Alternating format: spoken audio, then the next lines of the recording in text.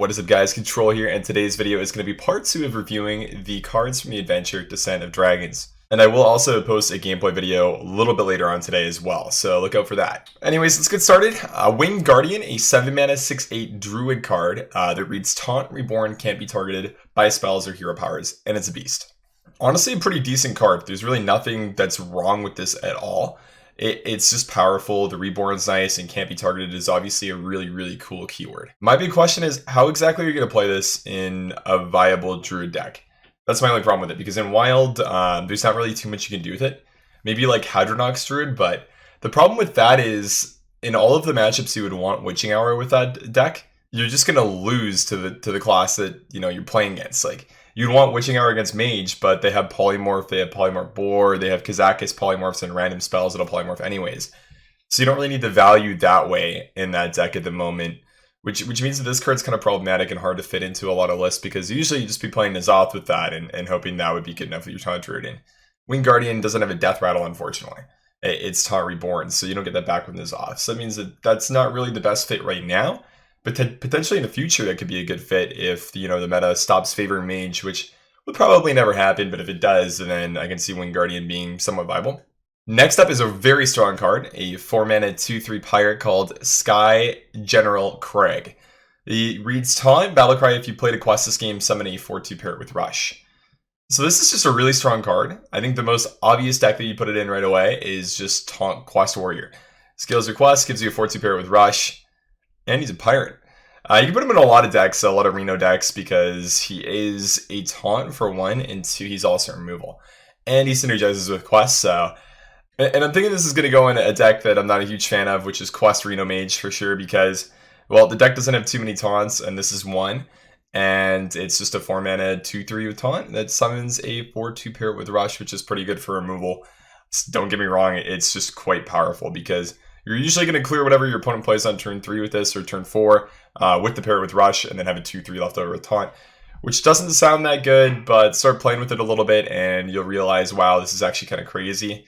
It's like 6/5 worth of stats on turn 4, with a little bit over half of that having Rush, which is really good.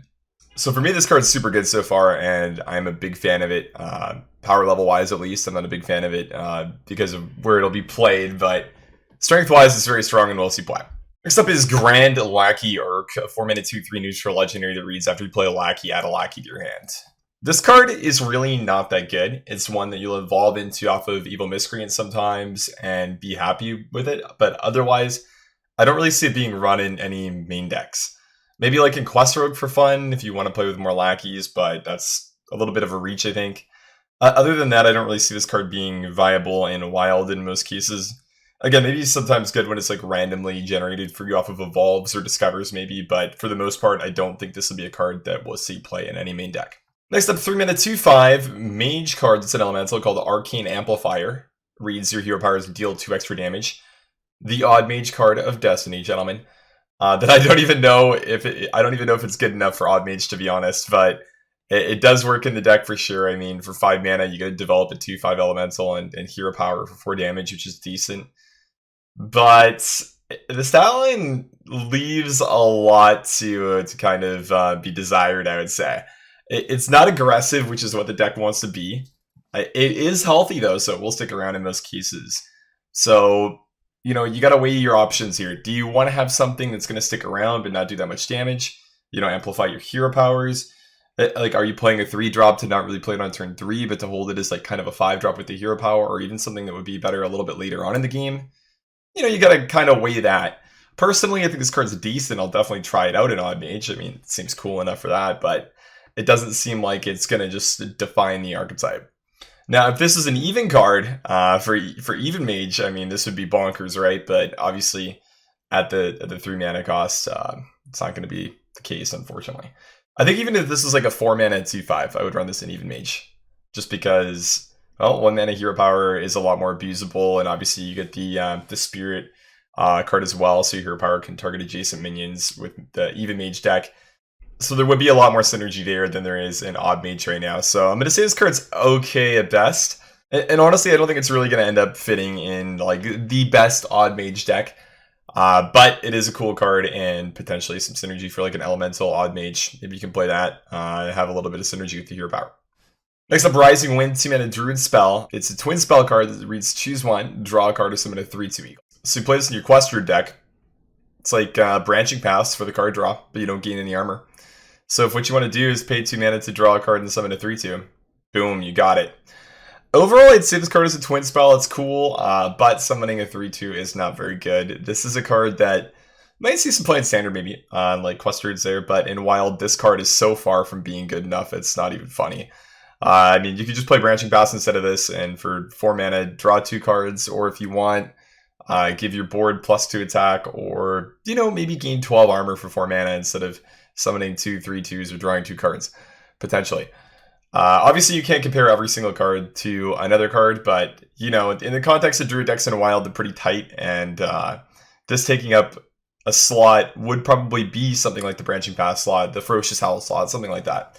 And I just don't see Rising Winds doing it, unfortunately. Next up is Air Raid, a 2-mana twin spell for Paladin. It's a rare card. Twin spell, summon 2/1/1 Silverhand Recruits with Taunt. This card is one that initially I thought was absolutely terrible. But, you know, after thinking about it a little bit more, it's actually not that bad for, like, an even Paladin deck, or even just a mono Paladin. If you know the Paladin decks that are working with the 4-mana 4/2 card that gives you True Silver Champion, or the 7-mana card that gives you 4 or 5 Paladin cards to your hand. Forget the name of them, but you can play it in mono Paladin for sure, or just even Paladin. And it's actually not bad. It's also not very good either. I mean, it's 2 mana for 2/1/1s, so it's kind of just like you're paying an extra mana or twice as much for Lost in the Jungle for the ability to be able to play it again. And honestly, that kind of feels bad, not gonna lie. The Silverhand Recruits having Taunt is almost never going to be relevant for you in most cases, because when you're playing a deck based around Silverhand Recruits, those are the guys you want to live. Yeah, you don't want those guys to die, so it's not really the best for you. And, you know, paying 1 extra mana just for the twin spell and taunt effect on that card is not really super valuable. But that's why maybe it's good in even Paladin, because you just don't have something like that for the deck. I mean, Muster for Battle is not in the deck. You don't have Lost in the Jungle, so Air Raid can be some generation for you for sure. So it could be okay there, but overall not a very good card for Wild. Next up, 6 mana 4/4 Dragon, and it's a priest common called Aeon Reaver.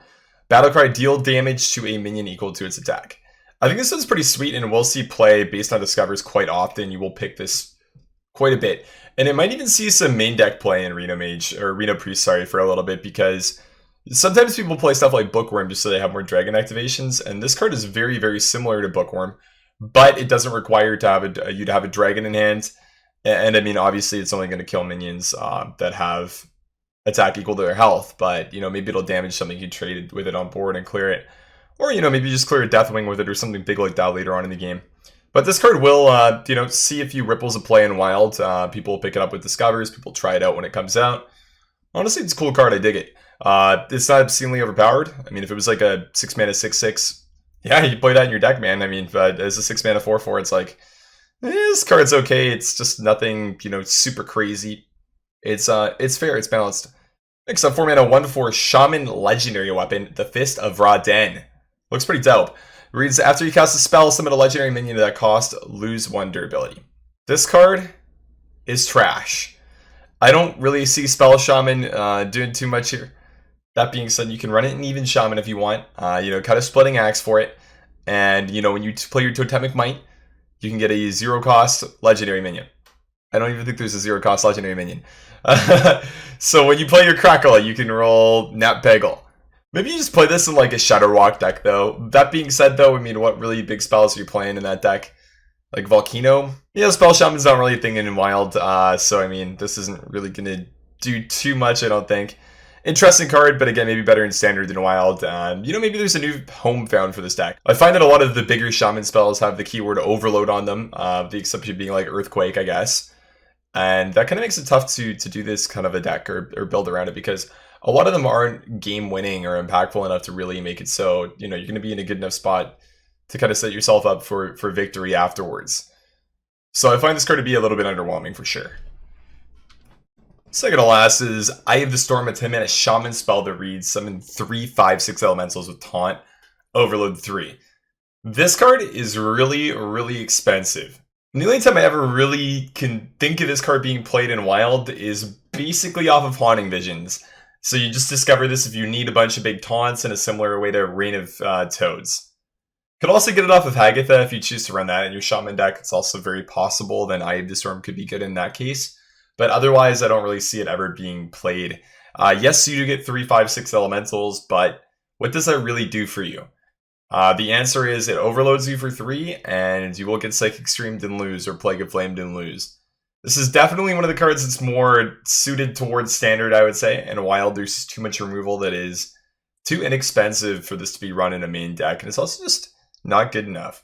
You know, in some decks, even Shaman decks, playing Azoth for 10 mana when you have a bunch of Death Rattles is not good enough. So, paying 10 mana for Ice Storm, probably not that good, and you probably don't want to run this in your main deck. And last but not least, a 4 mana 3/5 epic neutral card called Escaped Mana Saber, which is also a beast. That reads Stealth whenever this attacks, gain 1 mana crystal this turn only. Pretty interesting effect. So obviously that's not going to be an empty mana crystal that you have for the rest of the game, right? It's just like the Escape Mana Saber attacks and you get an Innervate for the turn. So it's kind of a cool effect, but the card does not feel very powerful if you ask me. I mean, maybe if it was like a 4/5, a 5/5, I mean, if it was a 5/5, it'd be broken. But making it 4 mana 3/5 makes it balanced. Obviously, the stealth is really important because you can think about it this way, right? Strangletooth Tiger, for example, Stranglethorn Tiger maybe, is a 5 mana 5/5 beast that is actually seen play a lot of time, even in a Wild occasionally. Just in Hunter decks, you know, even some Druid decks with quests that just look to have a 5/5 that sticks or just a beast that sticks. Basically just a minion that sticks. And that's exactly what this is. So, you know, you knock 1 mana off of it and you lose 2 attack, but you get a pretty sweet, you know, card text alongside that.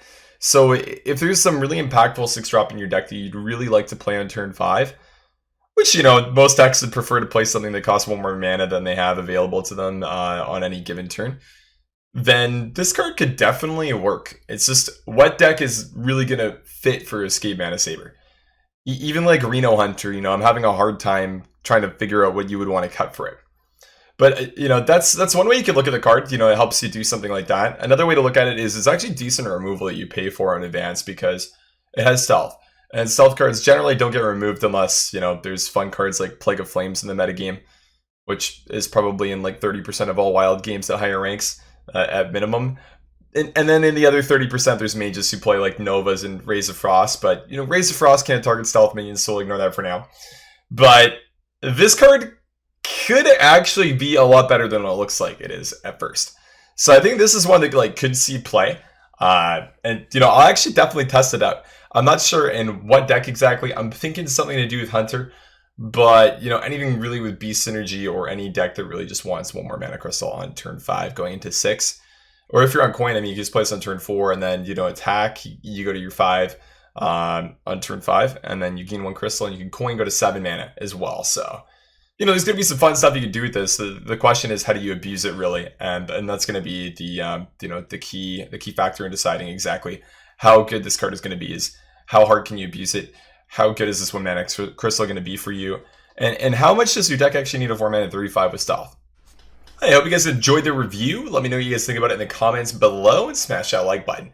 Apologize for the scuffed editing. A lot of the images of the cards are not the best, and I'm not the best at working with Vegas right now. So a little bit of the images might overlap my face a tiny bit, and they're all kind of different because I got them off of Reddit basically, and all the screenshots are different. So sorry about that, but I hope you guys enjoyed the video, and let me know what you guys think about the cards. I'll be doing you know, more videos like this when more cards are released. I think we're at 14 out of 35 so far. So, you know, maybe like 2, 3, 4 more videos like this. I'm not sure. Probably 3, I think, would be my guess. So look out for those and look out for the gameplay. And about 2 hours after this is posted, that'll be up. Thanks for watching, guys. Hope you had a great day. And yeah, appreciate you guys for being here. See ya.